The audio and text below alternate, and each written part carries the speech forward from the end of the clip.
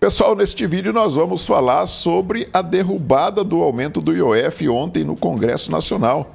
Tanto a Câmara quanto o Senado votaram e foi derrubado por uma ampla margem de votos. Vou mostrar para vocês aqui e vou mostrar também que o Supremo Tribunal Federal tem uma maioria, já está 8-2, para derrubar o artigo 19 do Marco Civil da Internet e responsabilizar então as plataformas digitais por tudo que os usuários postarem ali. Imagina se fosse responsabilizada as empresas de telefonia por esse tanto de golpistas que estão todos os dias aí ligando para todo mundo dando golpe e fosse responsabilizar as empresas de telefonia, ficaria inviável a atuação dessas empresas aqui no Brasil. E a mesma coisa pode acontecer com as empresas, as plataformas digitais, donas aí desses aplicativos de redes sociais. Pode acontecer de ficar inviável eles atuarem aqui no Brasil e nós ficarmos aí sem redes sociais, voltarmos aí à Idade da Pedra. Então eu vou mostrar para vocês isso daí. E aí, ontem o que chamou a atenção foi o voto do ministro Luiz Edson Fachin. O petista Luiz Edson Fachin votou pela liberdade de expressão, assim como tinha votado o André Mendonça. Olha só um trecho do voto do ministro Luiz Edson Fachin. Seguinte, quando ofereçam apenas serviços de acesso, busca e armazenamento de dados, sem interferir em seu conteúdo, os provedores de aplicação somente podem ser responsabilizados por conteúdos gerados por terceiros se, após ordem judicial específica, não tomarem providências para, no âmbito e nos limites técnicos de seu funcionamento e dentro do prazo assinalado, tornar indisponível o conteúdo apontado como infringente. É o voto, senhor presidente. Obrigado, ministro Fachin. Portanto, em essência, Vossa Excelência mantém o Marco Civil da Internet tal como está. Sim, este é o voto, exato. Muito obrigado, ministro. Olha só o que diz. Olha só o que diz ali o ministro Barroso, presidente do Supremo Tribunal Federal, depois da votação do voto ali, da leitura do voto do Fachin. Ah, então o senhor mantém o Marco Civil assim como ele está, ou seja, existe lei. A internet não é terra sem lei, existe o Marco Civil da Internet que já está ali regulamentando as redes sociais. O problema é que quando você se sentir atingido, você se sentiu atingido a sua honra, se sentiu prejudicado de alguma forma por alguma postagem de algum usuário, você tem que entrar com a ação na justiça e a justiça vai mandar retirar ou não aquela postagem. Mas o que eles querem fazer é responsabilizar as plataformas digitais por tudo o que os usuários postarem ali, independentemente de ação judicial, de nenhuma decisão judicial. A pessoa que estiver no poder, o ditador que estiver ali no poder, ele não gostou daquela crítica que foi feita a ele, ele manda tirar. E aí vocês acham que isso vai ser viável para as plataformas permanecerem num país como esse? Porque elas vão ser multadas toda hora porque alguém pediu para tirar uma postagem e eles não tiraram. Imagina quantos bilhões de postagens acontecem todos os dias. Então, é uma coisa que não tem lógica nenhuma. O Fachin, ele votou apenas por uma coisa lógica ali. Não é porque ele é petista e ele está defendendo a liberdade de expressão. Não, ele votou apenas por uma questão de lógica. E o que chamou a atenção também ontem foi o voto da Carmen Lúcia, né? A Carmen Lúcia veio com um negócio de ódia. Dá uma olhada. No caso, Vossa Excelência fala em direito de criticar eu acho que tem, direito de vaiar tem, direito de aplaudir também nós temos, direito de xingar, e aí eu falo de cátedra, porque mais xingada do que nós somos, e nós mulheres não passamos por discurso de ódio, como eu tenho insistido, é discurso de ódio. Contra nós é misógino, sexista, desmoralizante, detona, a gente passa a exercer uma autocensura como nós vimos nas eleições. No caso, Vossa Excelência fala em... Ou seja, a Carmen Lúcia virou uma feminista do subaco cabeludo. Só falta pintar o cabelo de vermelho, né? Ela deixa o cabelo branco ali, mas ela devia pintar de vermelho, porque ela virou uma feminista mesmo. Ódia. Meu Deus do céu, será que essa mulher não estudou, gente? Pelo amor de Deus, né? Mas enfim, é o que nós temos lá no Supremo Tribunal Federal hoje, né? Essa composição do Supremo Tribunal Federal realmente é uma lástima. Quando não são ditadores, são idiotas, como é o caso dessa fala aí da Carmen Lúcia.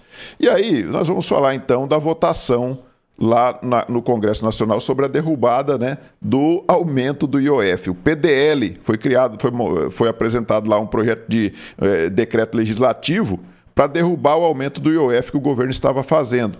E aí, antes da votação, eu vou trazer aqui para vocês uma fala do Lindbergh Farias. Olha só, por isso que eles querem derrubar as redes sociais, gente. Porque eles não querem ser desmentidos. E eles ainda têm a cara de pau de nos chamar de mentiroso. Dá uma olhada no que diz o Lindbergh Farias.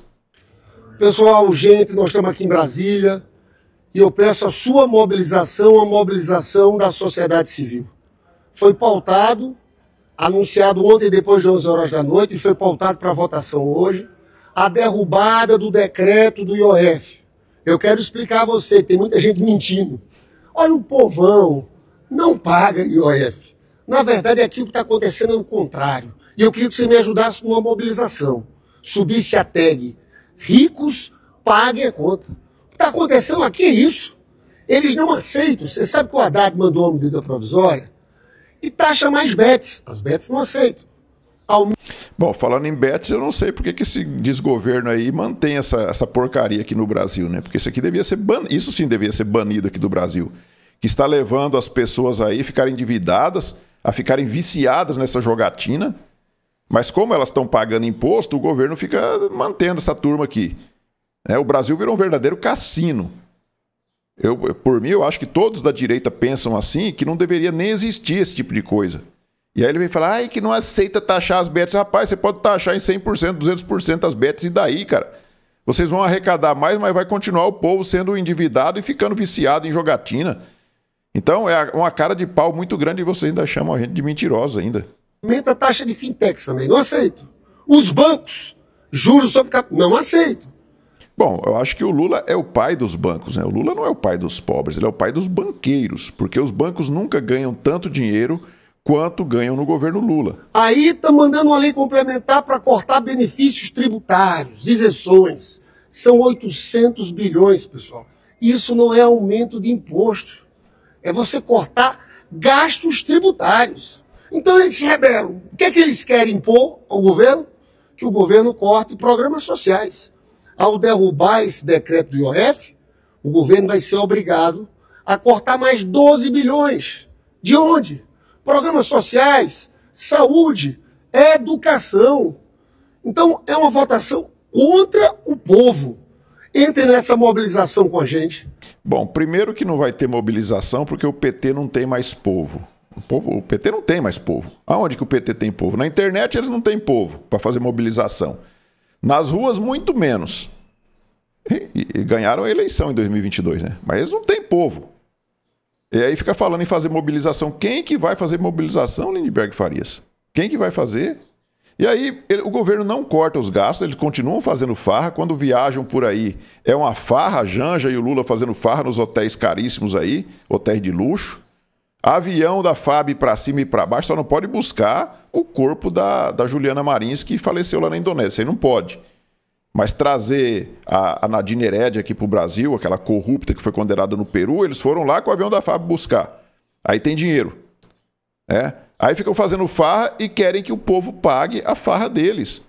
Não dá. E aí teve a votação lá no Congresso, e está aqui na Veja, em derrota para o governo, o Congresso derruba decreto de Lula que aumenta o IOF. Então, foi derrubado, né? Nós temos aqui também no Metrópole, o Senado foi aprovado primeiro na Câmara e depois o Senado consolidou a derrota do governo e aprovou a derrubada da alta do IOF. O PDL foi aprovado na Câmara dos Deputados também na noite dessa quarta-feira. Então, o Congresso, tanto na Câmara quanto no Senado, já derrubaram aí o aumento do IOF e não precisa da sanção do Lula, não. Então foi derrubado e não precisa da sanção presidencial. Nós temos aqui, quem explica melhor isso aqui, é o Jornal da Direita Online, esse perfil aqui no X, que diz o seguinte: o Senado, após a Câmara, aprovou nesta quarta-feira a derrubada do decreto presidencial que reajustava as alíquotas do IOF, confirmando uma derrota expressiva para o governo.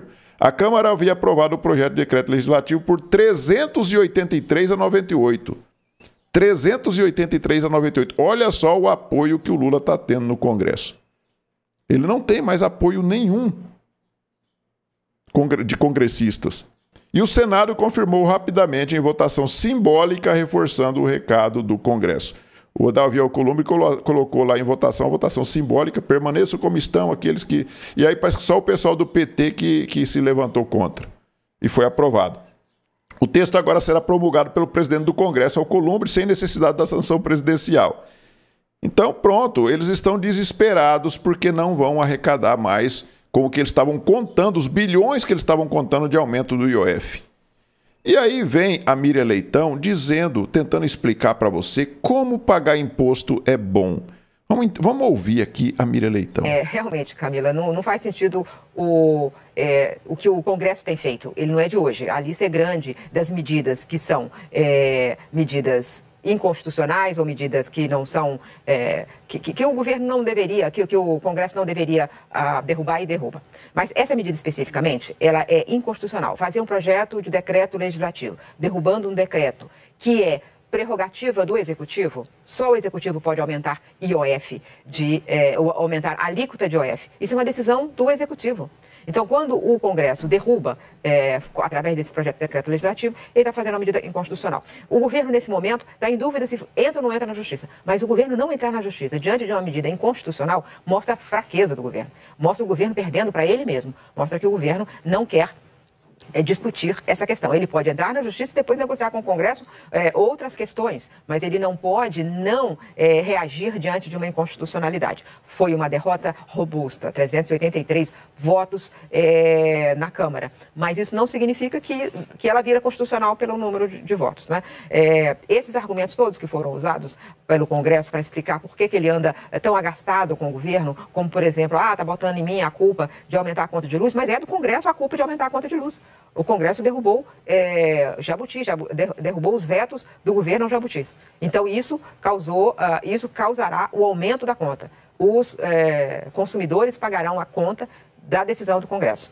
E o Congresso é contraditório, porque ele aumenta a despesa, depois diz que é contra aumento de impostos. O IOF aumento do IOF é sim uma questão controversa, tem economista que é contra, acha que isso distorce a economia, porque é um imposto regulatório, não é um imposto arrecadatório. Mas o fato é que não é o Congresso que tem que fazer isso, né? Pode ser feito na negociação, na conversa, mas não pode ser o Congresso que derruba através de um projeto de decreto legislativo. Isso não é o caminho. E essa... A Miriam Leitão, quando começa a passar a mão no cabelo, é porque ela está mentindo além do limite que ela costuma mentir. Primeiro que ela fala ali que não importa se foram 383 votos lá na Câmara, que foi a ampla maioria, e também lá no Senado, que teve ampla maioria. Não importa. Importante é que é inconstitucional, segundo ela. Segundo as vozes da cabeça da Miriam Leitão, que agora virou constitucionalista. Ela se mete na economia, agora também virou constitucionalista. E aí ela fala que não importa se teve maioria, mas é inconstitucional. Quer dizer, constitucional é quando o Supremo Tribunal Federal fica se imiscuindo nos outros poderes. Aí é constitucional. Mas quando o Congresso, pela maioria, que ali sim é a representatividade do povo, ali está representado o povo. O Congresso sim representa o povo. E aí ele toma uma decisão como essa de derrubar um decreto do governo que aumentava impostos, ela fala que é inconstitucional. Então, para essa turma aqui, só é constitucional e só não é golpe quando favorece a esquerda. Se não favorecer a esquerda, é golpe, é inconstitucional, é ato antidemocrático. Eu não sei como que ela não falou que isso aí foi um ato antidemocrático. De certa forma, ela acabou falando, né? Porque é inconstitucional, é um ato antidemocrático. E aí depois ela vem falando também que o Congresso é culpado pelo aumento da luz, do preço da energia elétrica, né, para o consumidor, porque o Congresso derrubou os vetos do Lula. O Lula tinha feito um veto ali já combinado com a sua base, para depois eles derrubarem lá, para aumentar, sim, a conta de luz. A direita, a maioria da direita votou contra e manteve o veto. O PT, que é o partido do Lula, parece que de 69 deputados, 63 votaram para a derrubada do veto. E aí vem a Miriam Leitão aqui falando que a culpa é do Congresso por ter aumentado o preço da luz, de certa forma mas ela esquece de falar que foi a base do governo, a grande maioria da base do governo, que derrubou o veto e aumentou a conta de luz. Então você vê como é que esse povo mente descaradamente e eles não querem ser desmentidos. Por isso que eles têm que censurar, né? Eles chamam de regulamentar as redes sociais. Eles têm que censurar Porque senão a gente vai continuar desmentindo essa turma. E aí, olha o que diz aqui o William Bonner em relação às redes sociais. Olha só. Eu diria, então, que no momento que a gente vive, as redes sociais, nesse 2025, ainda são um enorme problema para a humanidade, para a civilidade e para o futuro da civilização. Ainda são. Eu adoraria que dentro de menos de um ano você me fizesse a mesma pergunta e eu dissesse, que bom, encontramos uma solução para o mal que as redes sociais têm feito. No momento, estamos lidando com esse mal, com as bolhas, com a intolerância crescente, com as pessoas se recusando a ouvir os diferentes e ainda tornando os diferentes seus alvos porque inimigos. Isso é um produto claro, típico, inegável das redes sociais. Ou seja, né, o Bonner, ele acha que as redes sociais são um problema para a humanidade e tem que ser acabado, porque a humanidade, quando ele fala humanidade, entenda, ele, o William Bonner, a Rede Globo, é um problema para o Bonner, problema para a Globo, as redes sociais. Por quê? Porque nós desmentimos essa turma. E eles já perceberam que estão perdendo a audiência dia após dia e mais gente está ficando com raiva desse lixo chamado Rede Globo e está parando de assistir esse lixo. E aí ele vem falar que isso é um problema para a humanidade e que tem que acabar. E quem tem a solução para isso é esse senhor aqui, ó. Esse senhor aqui tem a solução, Bonner. Vamos ver o que ele acha que tem que fazer? Se tirar um ano celular de todo mundo, o Brasil vai virar país de primeiro mundo. Né? Pronto. É só tirar um ano o celular de todo mundo, o Brasil vira país de primeiro mundo. Se a gente voltar para a Idade da Pedra, aí nós temos a solução de todos os problemas. Né? É voltar para a Idade da Pedra, acabar com os smartphones, acabar com as redes sociais. E aí vamos deixar a Globo reinando novamente, como eles sempre fizeram, né? A vida inteira reinando, tirava presidente, colocava presidente, tinha poder para fazer isso. E agora não tem mais, né? Eles estão perdendo o poder. Eles não conseguiram ainda colocar esse cachaceiro no poder ainda, mas foi meio apertado a margem ali, né? Antigamente eles faziam isso com muita facilidade. Eles falavam que o Bolsonaro era bandido, botava na cadeia e acabou. E punha o cachaceiro lá, o ladrão. Agora tá dando uma trabalheira, mas por quê? Por conta das redes sociais. Por conta das redes sociais que está acontecendo isso. E aí nós temos aí um governo que está sem dinheiro e a Miriam Leitão, segundo ela, é muito bom o IOF, né? Porque vai ser muito bom para salvar a humanidade. E aí nós temos aqui, ó, aviões da FAB para autoridades ficam sem combustível e ministros fazem fila para voar. Por enquanto aqui está falando dos ministros do governo. Gleisi Hoffmann, essa turma aí toda aí do governo. O Haddad, né? Imagina eles pegando avião comercial para fazer voos aí, hein? Será que eles vão encarar o povão? Bolsonaro encara, né? Bolsonaro entra dentro de avião comercial aí e voa para todo lado. E é ovacionado. Eu queria ver o Haddad, a Gleisi Hoffmann, a Lindbergh Faria, esse pessoal entrando dentro do avião comercial para ver a popularidade deles como que anda. Agora imagina vocês quando isso daqui chegar, e eu acho que pelo jeito vai chegar, porque acabou o dinheiro até para o combustível dos aviões. E a farra desses aviões aqui é feita por uns outros ministros aí, de um poder mais supremo e mais poderoso do que todos aqui. Imagina o Alexandre de Moraes ficando sem gasolina para voar por aí, o Barroso, o Dino, essa turma aí ter que pegar avião comercial. Acho que eles não vão, né? Eles não vão. Aí vai ser instalada uma crise no governo, porque o Lula vai ter que arrumar gasolina para eles. Isso aí é fato. Eles jamais vão querer ir para um aeroporto pegar avião comercial. Isso é um absurdo. Onde já se viu fazer uma coisa dessa, né? Pois é, e a gente lembra que o Paulo Guedes viajava de avião comercial, os ministros do Bolsonaro costumavam viajar de avião comercial. O próprio Bolsonaro, naquela época não viajava, porque o presidente acho que é até proibido viajar de avião comercial, né? Por lei, por causa de segurança. Mas hoje ele viaja por aí e você vê que a popularidade dele está em alta. E cada dia mais, segundo mostram as próprias pesquisas, a popularidade do presidente Bolsonaro vem crescendo. Por outro lado, o Lula vem só caindo a popularidade dele. E se nós tivéssemos eleições limpas hoje, com certeza Bolsonaro seria eleito. Mas ele está inelegível porque ele ousou se reunir com embaixadores e ousou participar do evento lá do 7 de setembro de 2022. Então, nós temos aí para defesa da nossa democracia, o Alexandre de Moraes disse que é só deixar um ano os brasileiros sem smartphones, sem redes sociais, sem nada, que o Brasil estará salvo e entregue novamente à mão das pessoas que defendem a democracia. Então, pessoal, peço a vocês que observem se já estão inscritos aqui no canal. Se não tiver, clique no botão inscrever-se. Se inscreva aí. Não se esqueça de deixar o seu like e fazer aí os seus comentários. Nós nos vemos no próximo vídeo. Fiquem todos com Deus. Tchau.